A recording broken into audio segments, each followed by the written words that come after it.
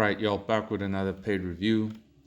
We are reviewing chapter 5 of Sacrifice, which you can go read on the Sacrifice manga's website, created by KAITO. So, yeah, this is chapter 5, and things are getting good. Things are getting more intense, you know. So far, it's been a good ride. A very somewhat bumpy start, but honestly, the personality of what this manga is really starting to show itself, and there are great incremental improvements in the art, in the rendering, and so on, right? um, so it's really good, and I like this cover page right here, this iconography of this were hyena, the world building using just this little cover page over here. It's solidifying the personality of the world building. It's becoming more and more authentic, more and more alive. Sure, we are dealing with what the characters are dealing with right now, which is fighting the were hyena, but just this cover page really reminded me, or took me out of the current conflict that the characters are experiencing. It made me think about how big this world is, how deep the lore of this world can go. So I don't know if you did that on purpose, Kaido, but ultimately it looks cool, and it sure as heck made me think about the scale of this world, because it also solidifies that this were hyena is not just a villain for the day. you know it gives off that feeling that, oh, this is not the villain of the week, where next week we're going to have some other villain. It feels like this creature really matters in this world. It represents something important, you know, and possibly we're going to get more information about these creatures as time goes on. So that's really good. Anyway, as you know, here at Coffee Comics, we have a standard to judge something of quality or not, beginning with the MANAA ingredients. So if you have all four, you got a great product. The ingredients are familiarity, relatable, hopeful, and inspiring. Now, I cannot always refer to the ingredients in every single chapter, since this is a series. This is not a one shot, this is a series. But I gotta let y'all know that this is the standard, this is the rubric that I use to judge something to be quality or not. I will say that currently, because the main character, I'm a guy, and the main character is a female, so there is not much relatability as of yet, but there is intrigue as to, like, I wonder what she's gonna do, what she is going to try and accomplish and whatnot. So I would say for now, I am somewhat captivated by the world building. The main character does remind me of Rukia in a way, because she is overcoming her trauma and stuff. So in that sense, there is familiarity at the very beginning, because Layla reminds me of Rukia in a way. But ultimately, all the other ingredients, it is not there yet fully.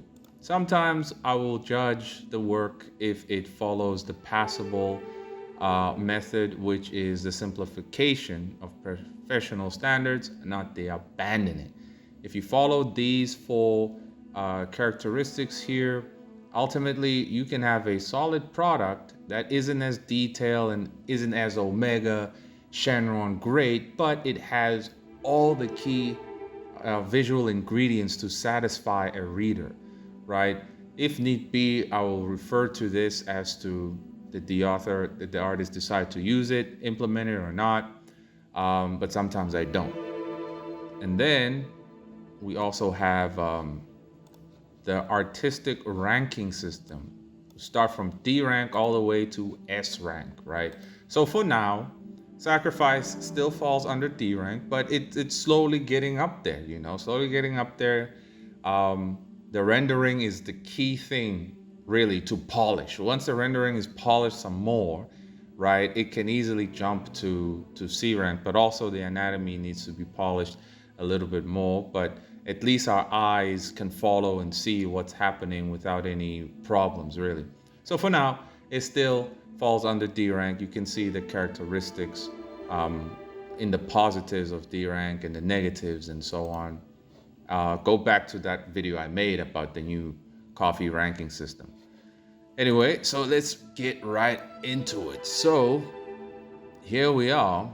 Looks like the were hyena is about to devour Layla. And I gotta say, the shape language here is way more clear. This is what I mean by things are starting to improve, right? Though I see KAITO is still very much so fascinated with this gauze brush tool that I keep saying, y'all, you guys overuse this thing. It flattens everything. It doesn't actually do what you hope it to do. It ends up just flattening everything, right? But oh well. So now she's having a flashback of that time when she was, well, on the battlefield when others were invading, saying, why am I always like this? So weak, so helpless, no matter how hard I try. And so we see her running away from one of the bandits of a while back, and she trips on a dead body, it seems. She gets speared in the arm, and the guy looks like he was about to go in for the kill, but she gets saved. What I think this is her brother. I don't remember. I don't remember. And he says, what are you doing here? You were taking too long. I got worried. So it's nice actually that Layla remembers getting in the way of somebody who was fighting the enemy. This is cool because this is exactly what she did in the previous chapter. She got in the way of the hunter fighting the were hyena, and then she froze. So history repeats itself, but it's good that she is catching herself, right? Trying to break this cycle of actually getting in people's way and putting herself and the actual warriors at risk of being hurt. So it's good that she's catching herself, realizing her bad habits, so that she can develop. This is the beginning of character development, so that's good. And we see the brother seems to be concerned, and then he says, if the bandits see you using your gift, they'll put you into slavery. If the crusaders see you, who knows what evil they will commit. You understand? So here he's pretty much telling her that don't use your miracle, her healing powers, because clearly the bandits are going to enslave her and you take that power to good use. In fact, did I accidentally skip a page? Oh, no, I didn't. So she says she understands and all, and then the brother says, get out of here, I'll have to go find mother and father. She runs off, sees her aunt who is hurt, and then she decides to heal her, but unfortunately looks like she was too late. She tries to heal her, please work, but nothing happens. Looks like she didn't have enough juice at the time. But one of the bandits see this and says, what a waste of a miracle, right? Gets kicked in the back, and dude says, you couldn't even save your aunt, such a useless child. I can make you useful. Now stay still. Now we know what was about to happen here, right? And we snap back to present day where she's facing the were hyena while it's screaming, I'm going to devour you piece by piece. And she totally crashing out. Not again, not again, not again. And we see the hunter trying to get up using some more of his dark powers, I suppose, Jin dark powers, to get back on his feet. And he manages to cut the were hyena's arm off, right? So this is a pretty cool. It would have been cooler if it was a double spread page. Just making it one page like this, I don't know, bro. It was kind of a waste of an opportunity. Why didn't you make it a double spread?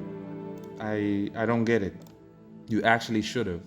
It would have been way more visually impactful if you did that. In fact, quite a few scenes here deserved to have a double spread, right? Really so. And so I don't know why you didn't do that, but I recommend making this a double spread, really. It's a easy fix, or should be.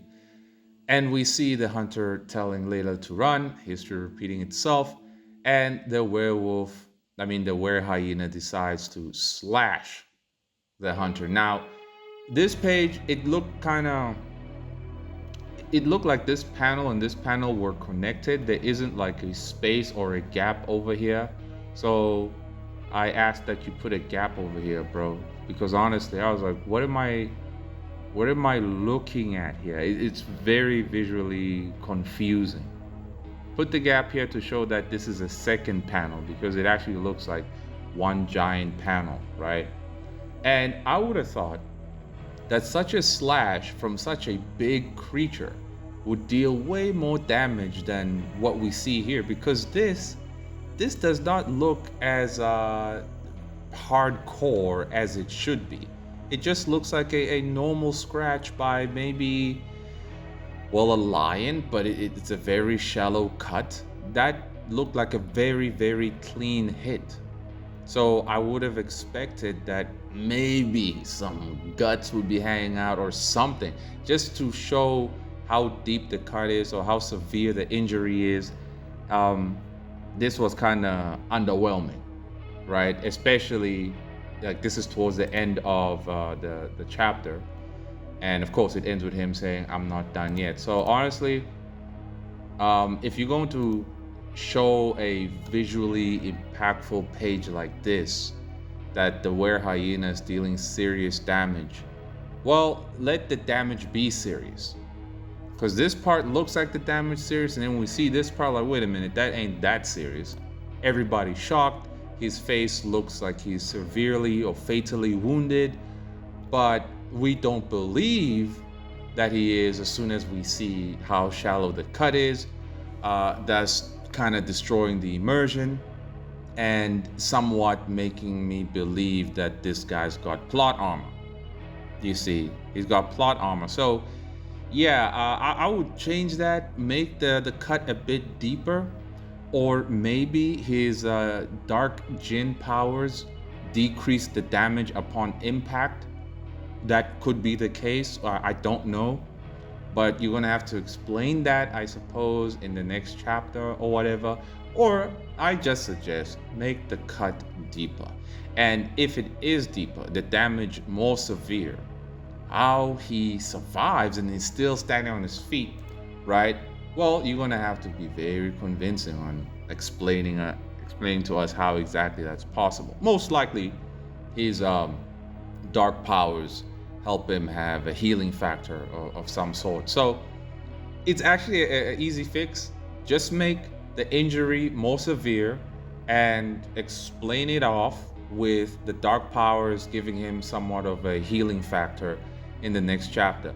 It's not a big deal. It's really not a big deal.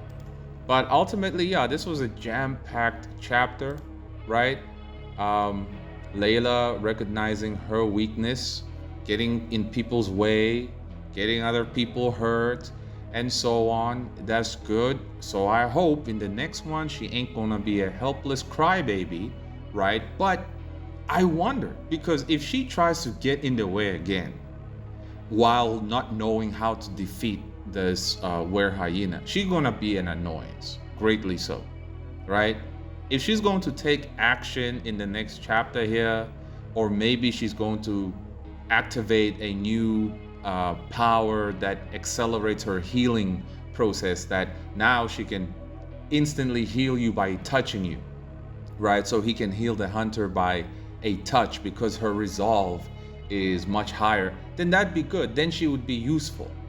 But for now, she's really portrayed as useless, and she's the main character, and that ain't a good look.